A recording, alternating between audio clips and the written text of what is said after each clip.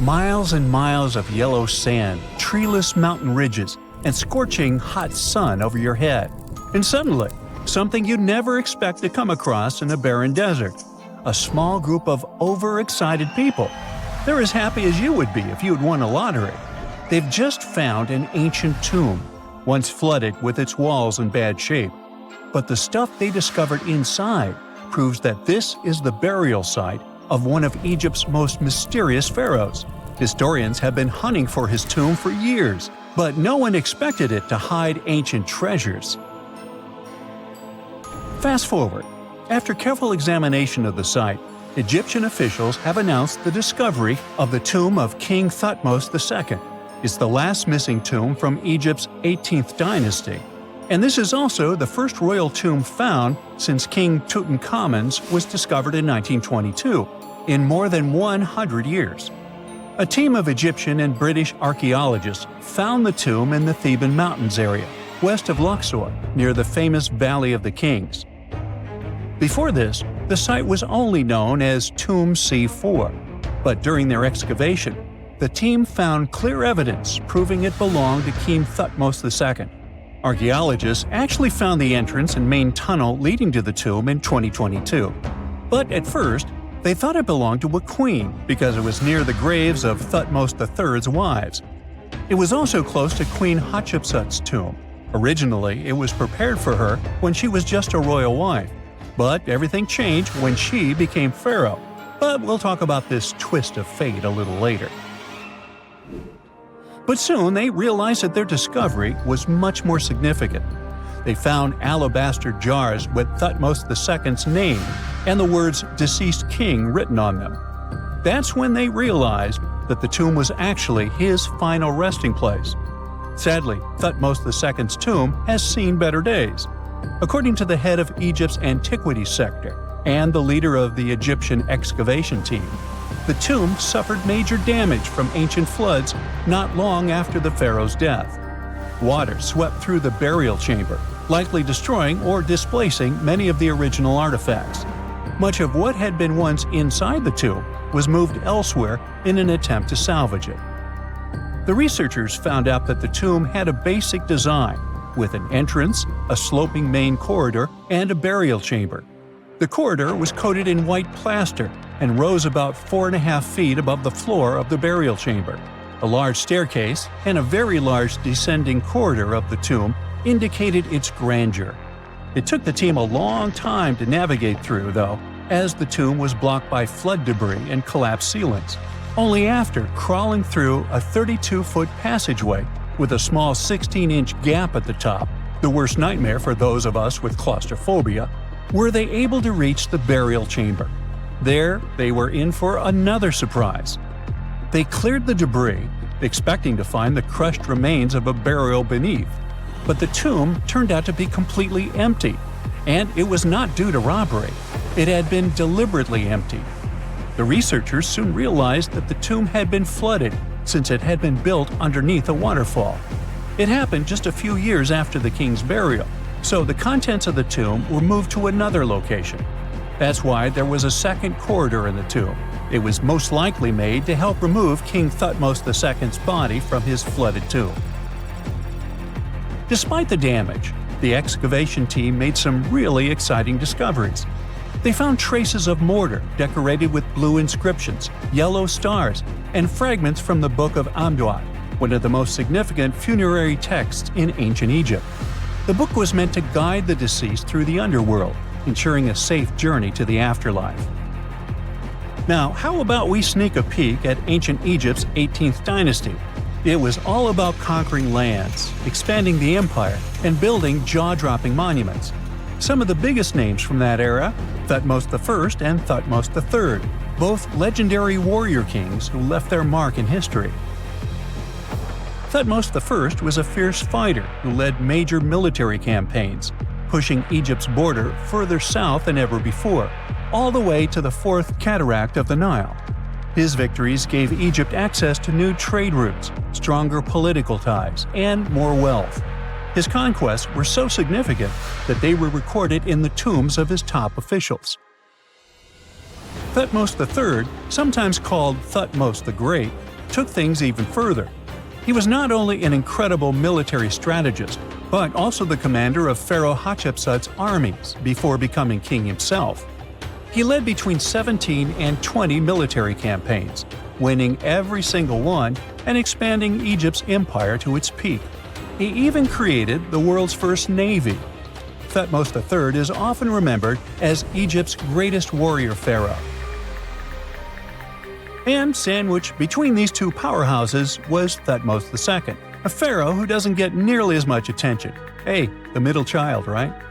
His reign lasted only about 5 years before he passed away at around age 30 in 1479 BCE. He is kind of a mystery. No one really knows what he accomplished. For the longest time, even the location of his burial site was totally unknown. His body was actually found in the 19th century. It was just lying around in the mortuary temple of Deir el-Bahari, in a secret chamber where priests used to hide royal mummies centuries after their original tombs were looted by grave robbers. In other words, Thutmose II's body must have been moved from his original resting place at some point in history to protect it. During his lifetime, Thutmose II made at least one major impact on Egyptian history. He married his half-sister Hatshepsut. That might not sound like a big deal, but it helped her become Egypt's greatest female pharaoh after he passed. The catch? She kept her stepson, Thutmose III, off the throne for decades. When he finally took power, he erased her name from history out of spite.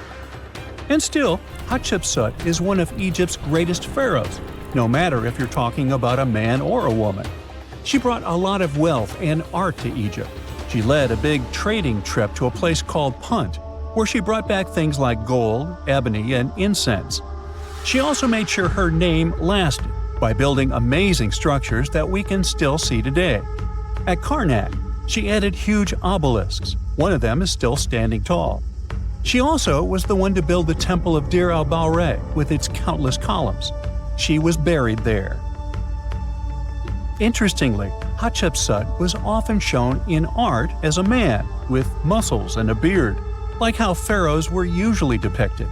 But she made sure there was always something in the artwork that reminded people she was a woman, like calling herself Daughter of Re, or His Majesty herself. When she passed away in 1458 BCE, Egypt wouldn't have a female ruler as powerful as her until Cleopatra, about 1400 years later. According to Egypt's Supreme Council of Antiquities Secretary General, isn't that a mouthful? Hatshepsut's name actually appears in Thutmose II's tomb, meaning she might have even handled his burial. As for their final resting places, well, Hatshepsut was buried in the Valley of the Kings, and Thutmose II's mummy is now in the National Museum of Egyptian Civilization, alongside other ancient Egyptian rulers. It gives visitors a rare chance to see the remains of a nearly forgotten pharaoh. Now, experts consider the discovery of his tomb to be one of the most significant in recent years.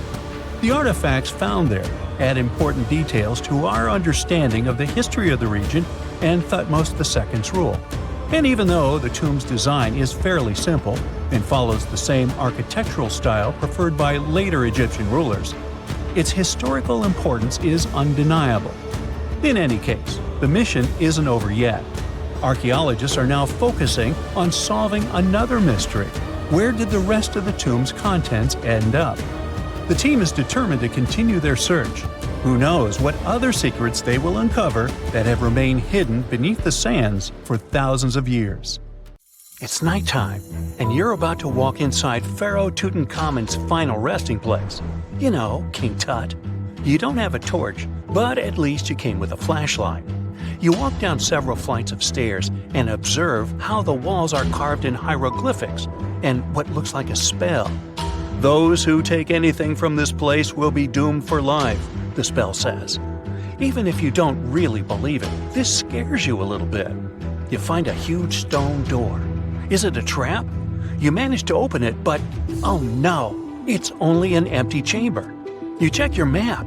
It seems like you're heading in the right direction. After what feels like hours, you realize you must be trapped inside a labyrinth. You try to retrace your steps, but you can't find the door where you came in from anymore. That's it, you think to yourself. You've fallen for the Pharaoh's trap. What's worse, you didn't bring a lunch. Okay, so we've all seen Hollywood movies where the main character is exploring ancient ruins and faces some seriously dangerous traps, right? We've been told Egyptian royalty protected their final resting places with venomous scorpions and snakes, sliding doors that will trap you for life, and giant rolling boulders that will crush anyone on their paths.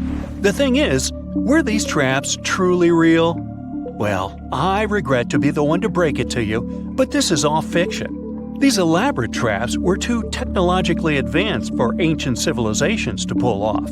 That is not to say, however, that there weren't any traps at all.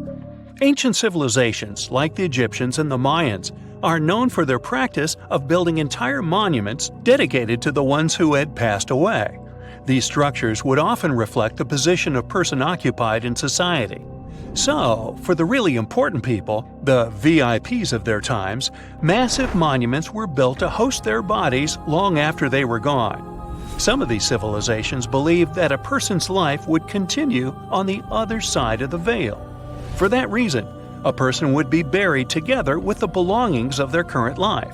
If they had a lot of money and power and stuff, that meant their resting places would be filled with riches and gold. Now imagine if you lived in ancient Egypt and you knew exactly where all the pharaohs' tombs were located and had heard rumors of the amount of wealth kept in these places. Maybe you would be tempted to go check it out, right? We're talking about large rooms filled from floor to ceiling with golden artifacts, jewels, and even money. I mean, it does sound tempting. And since there weren't any security guards protecting the entrance of these places, Egyptians needed to get creative as to how they would protect these riches. These old civilizations found some traps to be useful. A recurring one was building empty rooms inside the monument to confuse a burglar. Now, let's take a look at Amenhotep III's final resting place as an example. It was built in the city of Luxor, in a spot also known as the Western Valley of the Kings. Two French engineers originally discovered the monument between 1905 and 1914 CE.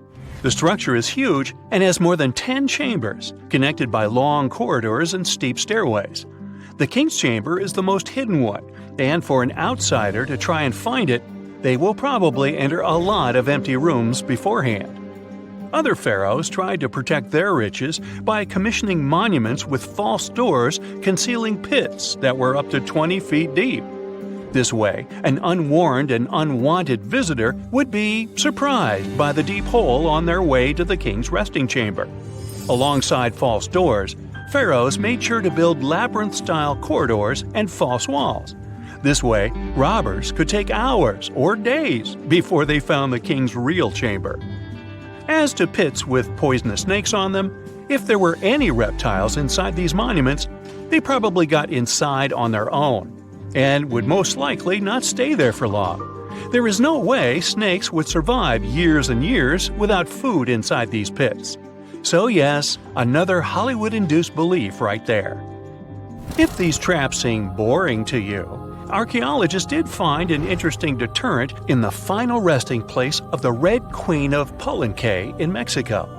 Palenque was one of the most powerful Mayan cities in pre-Columbian Mexico, and the Red Queen was believed to be the grandmother of the last Mayan king, undoubtedly a person of immense importance to the empire. In her honor, a huge monument was built to keep her body after her passing. The discovery of the tomb itself was already thrilling. Archaeologists found an ancient monument when digging at the site back in 1994. The first thing they found was a room with a hidden door. Once they opened the door, they discovered a long corridor. Finally, at the end of this corridor was the Queen's chamber. The team of archaeologists was beyond excited to unearth this chamber with the mummy of the Queen herself still inside it. They found her to be accompanied by her pearls, jade shells, and expensive rocks. But as the team explored the remains, they saw something rather strange. The room was filled with a red-colored powder. Researchers knew that the color red was important to the Mayan people, and that much of their clothing and buildings were decorated with this color. But they didn't understand why the queen was buried with this unknown red substance.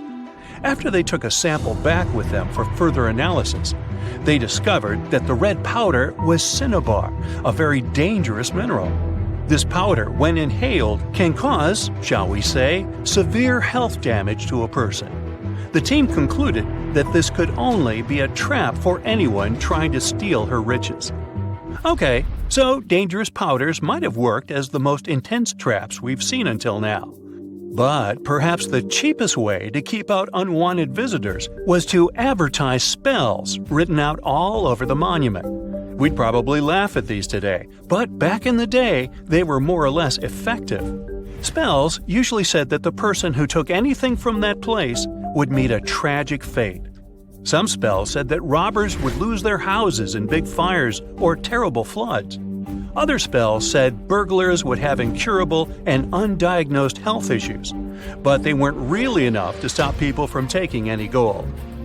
There are some stories surrounding how these spells might have been real. One of them is from the famous British Egyptologist Howard Carter, the one responsible for unearthing Pharaoh Tutankhamun's resting place in the 1920s.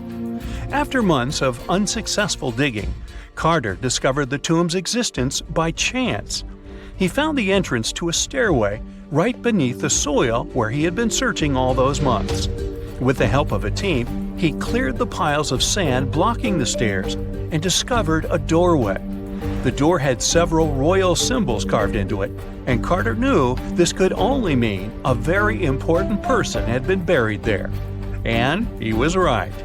With a chisel, he made a hole in the top left-hand corner of the doorway and lit his vision with the help of a candle. He couldn't believe what he was seeing, the reflection of several golden and jeweled items crowding the chamber before him. Lost for 3,000 years, Carter had just discovered the final resting place of King Tut. But the story didn't finish here. This discovery was accompanied by a series of unfortunate events that led people to believe it had something to do with the Pharaoh's spell. Carter himself mysteriously passed away just a few years later, and some of his assistants lost their houses in floods, just like one of the spells threatened. Some say it's just coincidental, as there's no real proof of these things being connected. Well, what do you think? Was this an effective trap after all? No man shall ever find my tomb. That's what, according to rumors, Cleopatra once said. Rumor has it really wasn't about the gender. She wanted no living soul to disturb her, and I think she meant that no human would ever discover the location of her grave. But, surprisingly, it was indeed a woman who was closer than anyone before to finally discovering the Queen's resting place. Meet Kathleen Martinez Berry, a criminal lawyer turned archaeologist.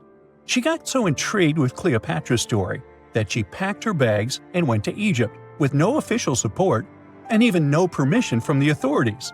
All she had was pure determination to find the Queen's tomb. Now, you could say Kathleen had always been ahead of the game. She skipped grades in school, mastered piano, chess, swimming, and martial arts, and grew up listening to top intellectuals debating in her home. And she even got her law degree at just 19, and archaeology was her side passion. She had never actually been to Egypt, never dug up a single artifact. But her fascination with Cleopatra went all the way back to an argument with her father in 1990. That day, she walked into his library looking for a copy of Antony and Cleopatra by Shakespeare. Her dad, Fausto Martinez, a professor and legal expert, casually called Cleopatra a seductress. Kathleen wasn't having it. She fired back, arguing that history had been totally unfair to Cleopatra. The Romans, she said, wanted to destroy her reputation, and for centuries, people had just believed their version of the story. The debate went on for hours, and in the end, her father admitted maybe he had judged Cleopatra too harshly. That conversation changed everything for Kathleen. From that day on, she read every ancient text she could find, especially Plutarch's account of Cleopatra and Mark Antony. The more she learned, the more convinced she became that Cleopatra wasn't just some queen who fell for the wrong guy. She was a genius, playing a dangerous political game to keep Egypt independent. And the more she read, the more she started thinking, what if everyone had been looking for Cleopatra's tomb in the wrong place? That thought stuck with her. When she was caring for her second child, she earned a master's in archaeology. Multitasking. That reignited an obsession that would take over her life, uncovering the truth about Cleopatra.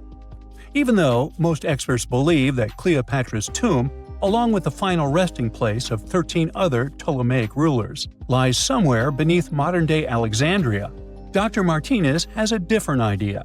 She believes Cleopatra was buried at Taposiris Magna, an ancient temple dedicated to Osiris, the Egyptian deity of the afterlife. But she still needed an ancient foundation plate. These plates, about the size of a smartphone, were placed beneath important temple structures and often contained inscriptions explaining when and why the temple was built. If she could find a plate that confirmed the temple was dedicated to Isis, Cleopatra's patron deity, she'd have solid proof that this was the right place to look. Nothing could deter Martinez. She excavated the entire temple site, digging deeper than anyone before her. Her team found coins with Cleopatra's name and face stamped on them. It meant Cleopatra had a direct connection to this site. Then, they uncovered something even more interesting.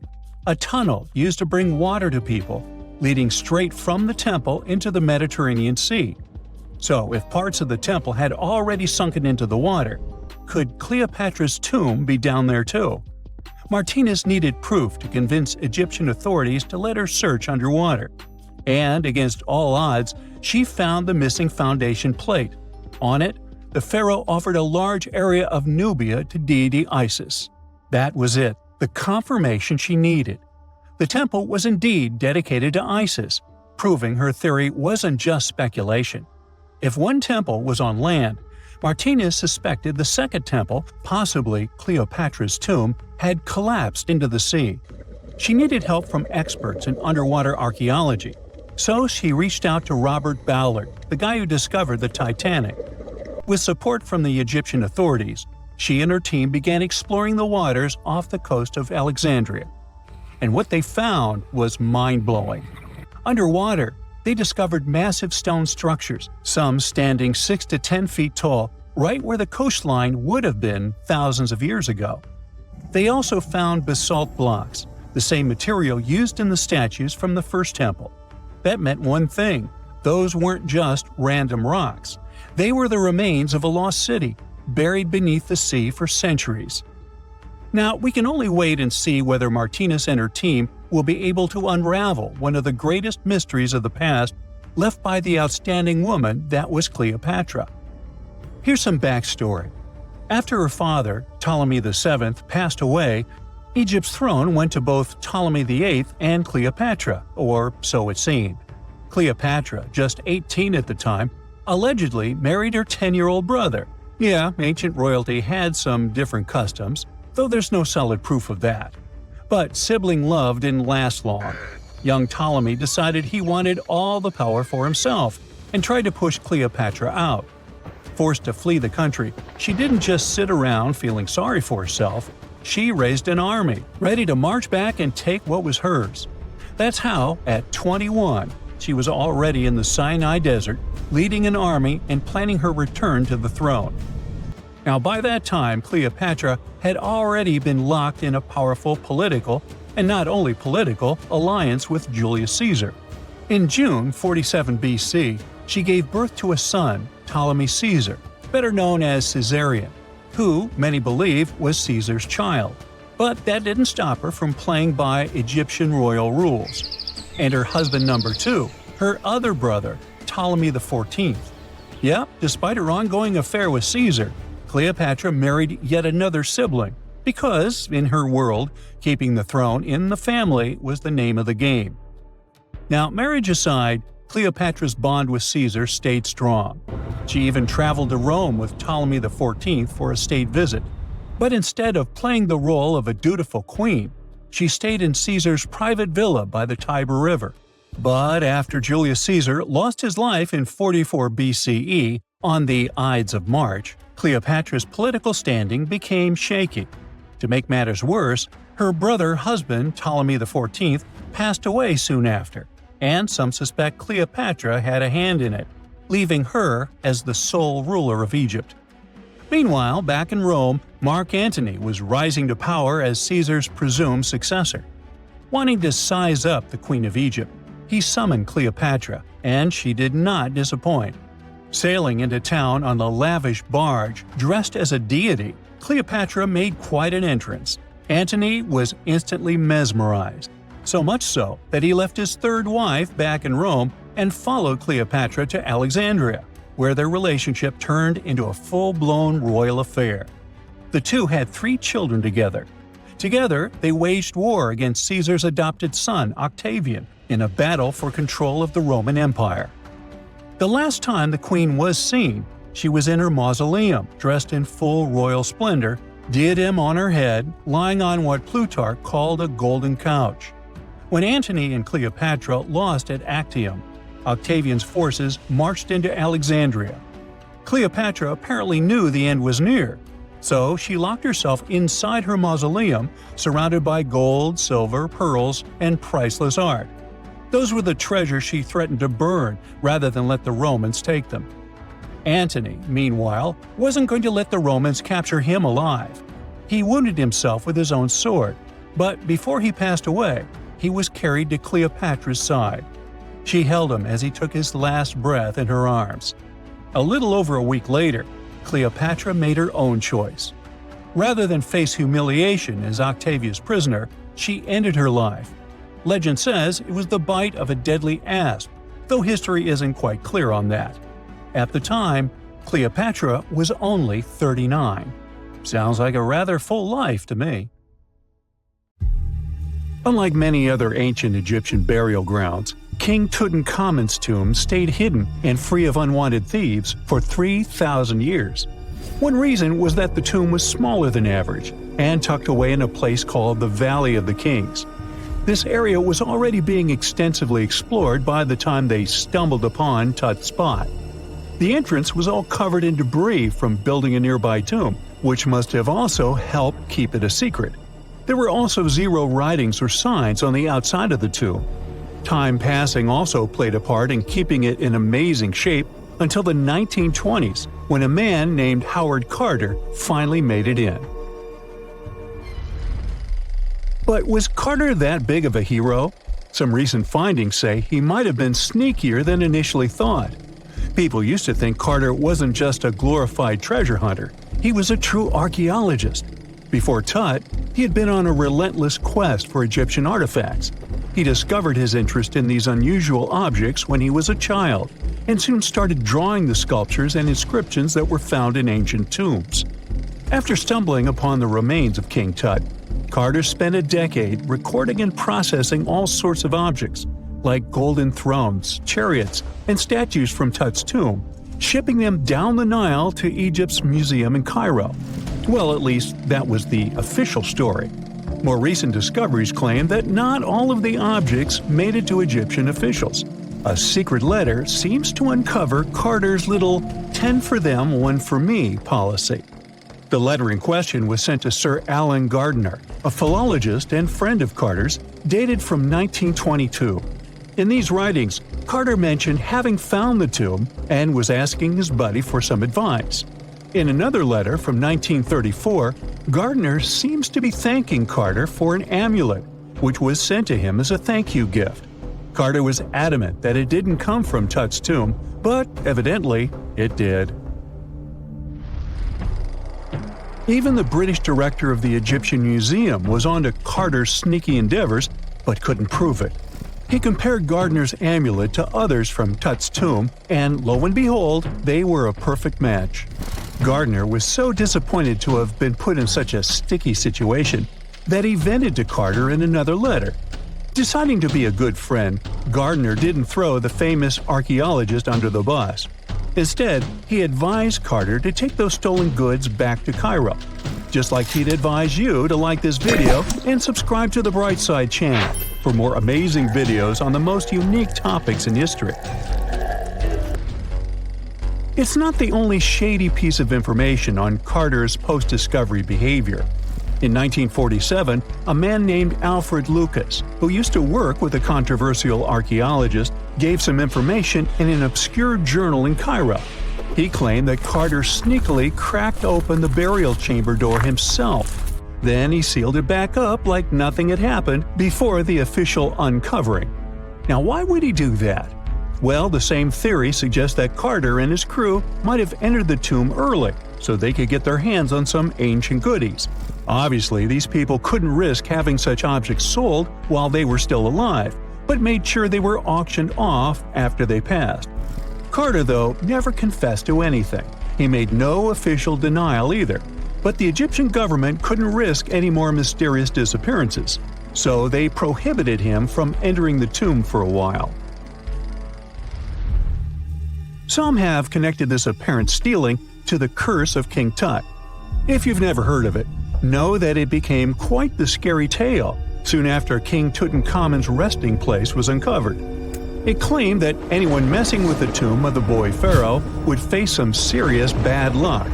It's not all dramatic like a mummy going on an aggressive spree, but word got out that the people involved in disturbing King Tut's lair met some mysterious, untimely ends. The main untimely passing related to this supposed curse is that of George Herbert, the 5th Earl of Carnarvon. He was this British aristocrat who helped fund the search for the tomb. He passed away just a year after the tomb was opened. Now, people love to call it mysterious, but it turns out that Herbert was already in pretty bad shape health-wise when he got to Cairo, and he ended up getting taken down by a regular disease. Now, let's talk numbers. There were a lot of people linked to this tomb opening – security guards, archaeologists, and supporting staff. And sure, a few of them did pass not long after the tomb started receiving visitors. As much as we'd like this curse to be true for the sake of, good storytelling, statistically, if you have a bunch of people connected to opening a tomb, you'd expect some passings just by random chance. The average lifespan for those supposedly targeted by the ancient curse was more than 20 years after the spell was supposed to kick in. Herbert's daughter even lived until the 1980s, that's half a century later. And Howard Carter himself lived until 1935, a solid 16 years after the big reveal. Some have suggested that the whole curse was nothing more than a careful PR strategy. You see, when Tut's tomb was found, Howard Carter wanted to make a priority out of keeping nosy reporters away. So he might have come up with a curse hanging over anyone entering the boy king's resting place. But what was stolen from King Tut's tomb anyway? Well, some jewelry to begin with. It might have been snatched by Howard Carter himself, according to a French specialist. He did some intensive research by looking at old pictures taken from inside the tomb back in the 1920s. He compared those images to various objects from museums and auction houses. He soon started to piece together the whereabouts of some of Tut's jewelry. First up, there's this collar that used to be on Tut's chest. It was all broken into pieces, and some parts went via Carter to the Nelson Atkins Museum in Missouri. Meanwhile, other bits ended up on a necklace owned by some unnamed people who tried to sell it in 2015 but failed. Even the Nelson Atkins Museum agrees, as they've confirmed the information on their website. Then there's a headdress piece. Some beads from it that once belonged to Tut apparently got stolen by Carter too. They were also strung into a necklace and are now being held at the St. Louis Art Museum. Another fancy collar made out of glazed ceramic magic spent some time at the Met, far away in New York. Thankfully, it was sent back to Egypt a bit over a decade ago. This seems to have been, as you'd expect by now, also stolen by Carter. Missing artifacts aside, King Tut still gave a ton of amazing objects that helped us learn more about this incredible ancient culture. Starting with the famous burial mask. It's this massive 21-inch gold art piece with semi-precious stones and glass paste. It weighs 22 pounds and showcases the boy Pharaoh with a long beard and a headdress with a cobra and vulture. On the back, there's this spell from an important ancient Egyptian spiritual book that's supposed to make sure it works just as well in the afterlife. Tut was also apparently a board game enthusiast. They found 4 board games in his tomb, some made of ivory. Archaeologists also found a pair of gold sandals, though you'd imagine they were more for show than for comfort. In fact, the pharaoh probably never wore them in his lifetime. Now, speaking of fashion items, it turns out Tut was quite the fancy ruler. They even found a mannequin in his tomb that was used to pick out, adjust, and store his outfits and jewelry. The boy king seemed to have also enjoyed some music, based on the 2 trumpets historians found in his tomb. Though they were played back in 1935 in a BBC broadcast, the instruments are today considered too fragile to be maneuvered. In November 1922, a boy walked through the desert mountains of Egypt and discovered some ancient steps carved into the rock. Subsequently, this find became one of the world's largest and most significant archaeological discoveries.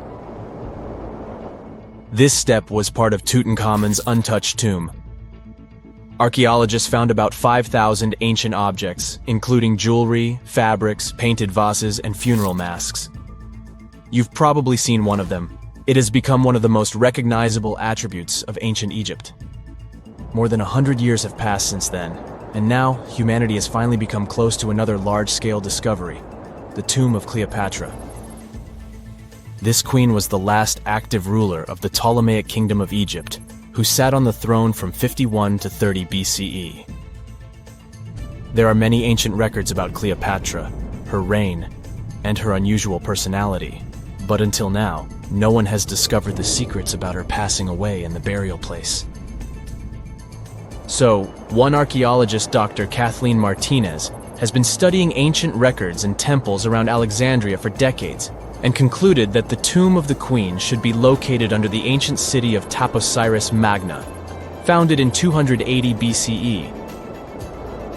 It was a big city on the northern coast of Egypt, where tens of thousands of people were engaged in trade and industry, and it seems that Dr. Martinez's guesses turned out to be correct. She and a group of archaeologists have discovered a secret underground tunnel near Alexandria, with a length of about 0.8 miles. It was cut into the rock under Taposiris Magna's temple. During further excavations, they found many things that indicate Cleopatra's tomb lies in the tunnel's depths. It's also possible that she is buried there together with the Roman commander, Mark Antony. According to ancient records, Cleopatra and Mark Antony loved each other and together opposed the Roman Senate, which declared Antony a traitor. The fact that natural disasters have occurred on the territory of Taposiris Magna for thousands of years can complicate the excavations. Earthquakes and floods destroyed the city and possibly flooded its underground tunnels. But archaeologists hope the ancient tomb remains untouched, and that it hides many treasures and records about the royal life of ancient Egypt during the reign of the last dynasty. There's a chance that excavations will go underwater and in the mud. This will require much time and funding, but archaeologists are sure it's worth it. Anyway, it's too early to say that Cleopatra is really buried there, but scientists have found many things in the tunnel that confirm this, including clay pots, dozens of coins with the image of Cleopatra and Alexander the Great, as well as a bust with the image of the Egyptian queen. Cleopatra is still one of the most popular personalities in Egypt, on an equal footing with Ramesses III and Tutankhamun. She inspired many films, paintings, and books, but what made her so popular? She became famous for her inconsistency. She was a beautiful, intelligent ruler who pulled Egypt out of the crisis and made it a prosperous power. Medieval Arabic texts say she knew chemistry, mathematics, and philosophy, and may have written several scientific books. She knew several languages and had excellent diplomatic skills. At the same time, there are many legends that she was a femme fatale who drove many men crazy. However, there's no evidence that her beauty was incomparable. The image of a stunning model was created by Hollywood when it made several films where famous actresses performed the role of Cleopatra. And the Roman Emperor Octavian, the adopted son of Julius Caesar, specially created the image of Cleopatra as an insidious seductress because he was her enemy. Even though she was born in Egypt, Cleopatra wasn't an Egyptian. Her ancestors were Greeks, among whom was one of the generals of Alexander the Great. However, the people of Egypt loved her. She learned the language and was very sensitive to the traditions of this country. She knew the history, mentality, and customs of ancient Egypt well. She raised the level of its economy and strengthened its status as a world power. Much of this was made possible thanks to her cunning and impressiveness. She loved theatrical performances and lavish celebrations. She knew how to surprise people and put on a show. But behind the exterior image of a luxury lover was an intelligent and calculating ruler. Ancient Egypt was a rich, luxurious country, and Cleopatra did everything to increase its wealth and strengthen its position in the international arena. For example, she was once in conflict with her brother Ptolemy XIII. The queen knew that she wouldn't be able to resist him, so she decided to attract Julius Caesar to their side. The Roman emperor arrived in Alexandria, where Cleopatra wanted to meet him, but Ptolemy knew about her plans and was about to prevent her from coming to Caesar. Then, instead of a rich and noisy arrival, Cleopatra decided to make her visit inconspicuous. She wrapped herself in a carpet or linen bag the emperor's servants carried into Caesar's private chambers. Cleopatra emerged from the carpet and impressed the Roman emperor with her beauty and determination. As a result, they fell in love with each other and became close allies. After some time, she impressed another influential Roman for diplomatic purposes. She arrived to meet Mark Antony on a golden barge with purple sails and silver oars. Cleopatra was dressed in the image of Aphrodite and sat under a magnificent canopy. Her servants dressed like cupids and were blowing her fan and burning incense. But Cleopatra created such a show for a reason. She knew that Antony revered Greek mythology and considered himself the embodiment of Dionysus. As a result, he was so impressed with this woman that he ended up marrying her. Cleopatra defended her crown, strengthened her alliance with Rome, and bore Antony 3 children. In Egypt, they threw big parties and enjoyed wealth with power. However, the relationship of a high-ranking official with the Egyptian queen caused a scandal in Rome. Octavian was Antony's primary opponent in the struggle for power, so he exploited the situation to darken the competitor's reputation. He used propaganda to make Cleopatra an insidious seductress in the eyes of Roman citizens. He accused Antony of succumbing to her charms. The Roman Senate supported Octavian and declared Cleopatra an enemy. In 33 BCE, this conflict reached a high point when Antony's navy clashed with Octavian's fleet. The latter won and forced his enemy to flee to Egypt with Cleopatra. According to some records, they took refuge near Alexandria. Pursued by the Romans, they hid in one of Cleopatra's palaces and met their end.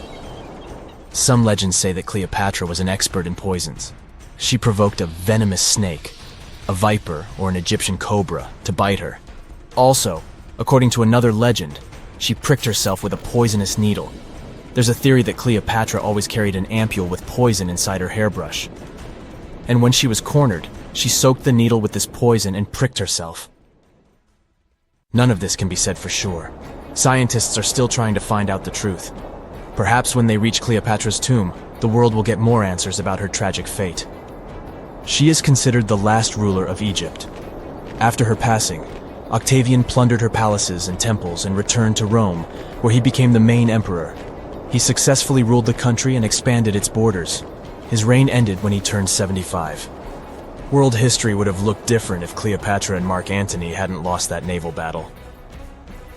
By the way, did you know that more time has passed between Cleopatra's reign and Neil Armstrong's flight to the moon than between the reign of the Egyptian queen and the construction of the Great Pyramid of Giza? Armstrong took a step on the Earth satellite in 1969, 38 years after the birth of Cleopatra. And the construction of the pyramid took place in 2560 BCE. Imagine how long the history of ancient Egypt is. Cleopatra is closer to us in time than to the pyramids.